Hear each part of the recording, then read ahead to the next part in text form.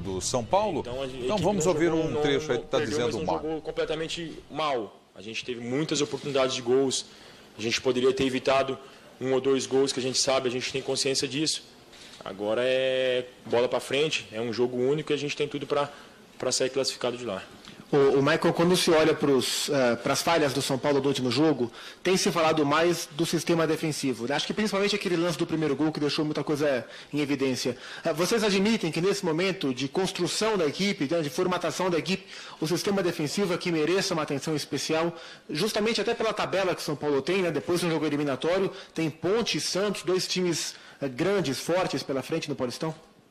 Eu acho que se tem uma atenção mais pegada, eu acho que é devido ao sistema defensivo do ano passado, que trabalhou muito bem. Então a cobrança eu acho que é um pouco maior relativamente a isso. A equipe no ano passado teve uma dinâmica de jogo bastante bem defensivamente, e é claro que a gente vai ser sempre mais cobrado. Tivemos algumas falhas, a maioria coletiva, porque ninguém erra sozinho, todo mundo erra. Um poderia pressionar, outro poderia fechar o espaço. É claro que ninguém gosta de errar. Mas a equipe está bem defensivamente, isso daí foi apenas um jogo, foi um erro, é claro que a gente tem que corrigir nas próximas partidas para que isso não venha acontecer e venha nos prejudicar, que acabou nos prejudicando no jogo contra o Audax. Michael, aqui no meio. Tudo bem? 2 perguntas, por favor. Primeira delas, em relação à partida contra o Moto, a derrota para o Audax, do jeito que foi, a repercussão que teve, aumentou a fome de vocês para ganhar essa partida e se classificar e meio que mostrar para todo mundo o que é o São Paulo mesmo?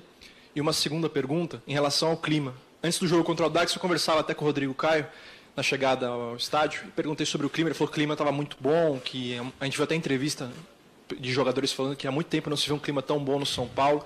A derrota para o Audax mudou alguma coisa em relação a isso?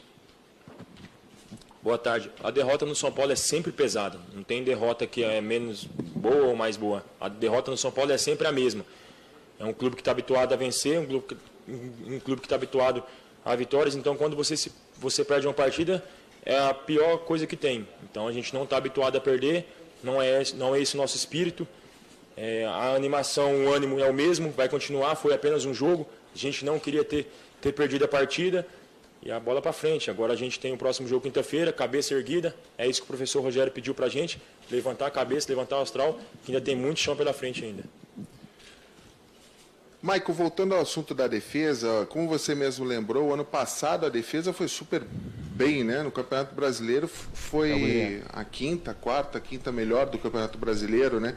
O fato do Rodrigo Caio ter sido escalado como volante, por exemplo, e a dupla de zaga ter sido uma dupla de zaga nova teoricamente nova contra o Audax, você acha que influenciou um pouquinho isso aí? Não, em momento algum. Acho que o professor optou. Se ele soubesse que colocar o Rodrigo Caio de volante prejudicaria um pouco a equipe, tenho certeza absoluta que ele não faria. Ele viu que era o jogador ideal para tal jogo, para tal posição. O Rodrigo Caio ele consegue fazer várias funções no campo, e isso daí para nós é bom. A gente tem zagueiros de altíssimo nível, tanto eu, quanto o Douglas, quanto o Breno, o Lucão, o próprio Lian que está na seleção e o próprio Rodrigo Caio. Quem jogar vai dar conta do recado, não é por causa de um jogo menos conseguido que a gente vai baixar a cabeça. Todo mundo tem condição de jogar, então a gente está sempre atento. A briga é boa, a briga é sadia, então não teve problema nenhum. O Rodrigo Caio também, como volante, é um bom volante, como zagueiro é um excelente zagueiro. Se ele tiver que jogar de volante, ele vai jogar. Se ele tiver que jogar de zagueiro, ele vai jogar. Desde que ele ajude a equipe, a gente está satisfeito com isso. Então, Maicon, falando aí para a imprensa, zagueiro do São Paulo Futebol Clube, depois da derrota na estreia no Campeonato Paulista para o Audax por 4-2. E é claro que está todo mundo em cima disso, esperando o técnico Rogério Ceni acertar a equipe para o segundo jogo da do Campeonato Paulista. As coisas estão acontecendo e a gente informa aqui no Boa Tarde Fox. Tem uma coisa que eu preciso entender melhor, que é essa janela, esse mercado chinês. Confesso que eu estou debruçado para entender melhor. Eu vou explicar para vocês por quê. O time do Palmeiras retoma negociações com o Borja, porque o Atlético Nacional tinha a intenção de vender o Borja, na verdade, para a China. A intenção do time colombiano era vender e pegar uma boa grana do time chinês, de um time chinês. É quem está pagando mais no mundo atualmente, né? E por que isso não aconteceu nesse período? Porque eles estão vivendo lá o período deles de ano novo. Não é isso? Exatamente. As informações não são essas? Sim. O mercado chinês parou porque agora é o ano novo. O mercado chinês vai parar porque vai ser o ano novo deles? Que dura mais ou menos 2 semanas, inclusive. Ok.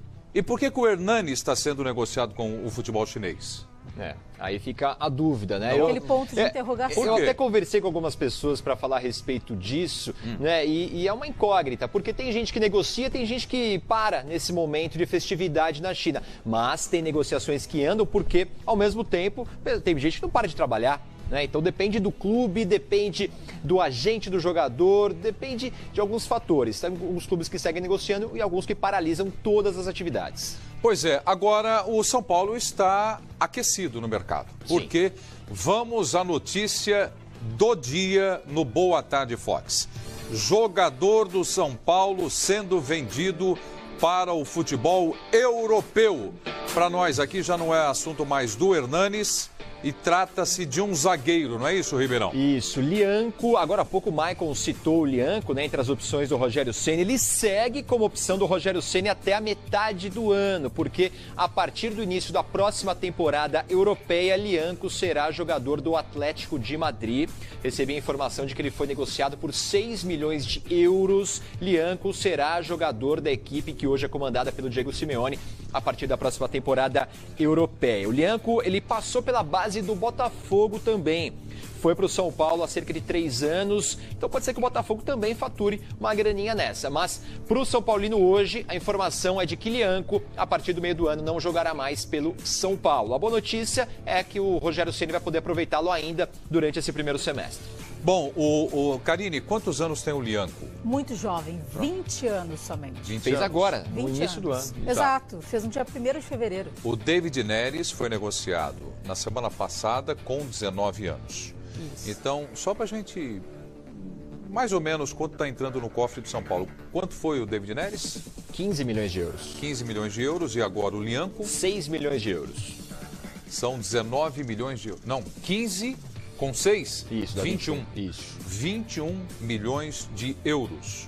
Exatamente. Deu uma boa acertada, então, no cofre do São Paulo, essas 2 vendas, mas não desisto. Sempre lamento jogadores que saem das divisões de base tão cedo saem do Brasil. 19 e 20 anos, David Neres e Lianco deixando o futebol brasileiro. O David Neres já viajou e o Lianco deve viajar no segundo semestre. Porque a janela de transferências europeia já fechou também. Então a negociação é para ele atuar a partir da metade do ano no Atlético de Madrid. Próximo jogo de São Paulo no Campeonato Paulista. Contra a Ponte Preta no Morumbi. Macaca. Será a estreia de Rogério Ceni no Morumbi. Lembrando que depois daquela polêmica que aconteceu com o Audax, o São Paulo fez questão de também trabalhar a questão do preço dos ingressos e chamar a torcida para essa estreia do Rogério, então, dentro de casa. O ingresso mais barato custa R$20, isso o inteiro. Porque se você for estudante, idoso, fica R$10. O mais caro, R$120. Até fui dar uma olhada para ver, realmente, conferir, e é isso mesmo. Tá barato, R$20 para ir dentro do Morumbi, assistir a estreia. Uma promoção, também, né? Do ídolo, exatamente. Uma promoção para chamar a torcida para participar desse momento especial. Lotar o estádio para ver lá o Rogério Ceni, primeiro comando dele no Morumbi. Quantos ingressos já vendidos? 21 mil ingressos 21 mil. vendidos. O recorde no Campeonato Paulista só teve uma rodada, foi o jogo do Palmeiras, 24. 24 e alguma coisa. Então já tem 21 mil. Então tá chegando aí, tá ficando legal. Bom, a gente vai falar agora da rivalidade Rio-São Paulo, os torcedores e times que estão na Copa, na Comebol Libertadores Bridgestone. Mas antes disso, Ribeirão e Karine, nós falamos aqui daquela cachoeira famosa, Véu de Noiva, lá em Minas Gerais. E aí, uma enxurrada de gente perguntando e mandando fotos. Então, só coloca a foto aí. E eu agradeço a todos que mandaram. Foram várias fotos. Aí está o Leonardo de Andrade. Tá ali com a namorada, a esposa, não sei. Aí, Prieto, a cachoeira Véu de Noiva em Poços de Caldas. Então, tá todo mundo perguntando dessa cachoeira. Então, tá aí a cachoeira. O Igor tá também mandou pra gente Igor também? recadinho falando da cachoeira. Valeu por nos lembrar, porque você pergunta, eles respondem rapidinho. Na hora. Muito legal, muito legal. Muito obrigado, então. Então, é isso só para dar uma amenizado, essa imagem linda aí da cachoeira é muito legal. Né? Seguinte, vamos mergulhar em outro assunto agora. Vamos falar da rivalidade. Uma das maiores rivalidades do Brasil está no eixo Rio-São Paulo, que a gente estava comentando. No futebol, principalmente, os times se enfrentam a cada dia.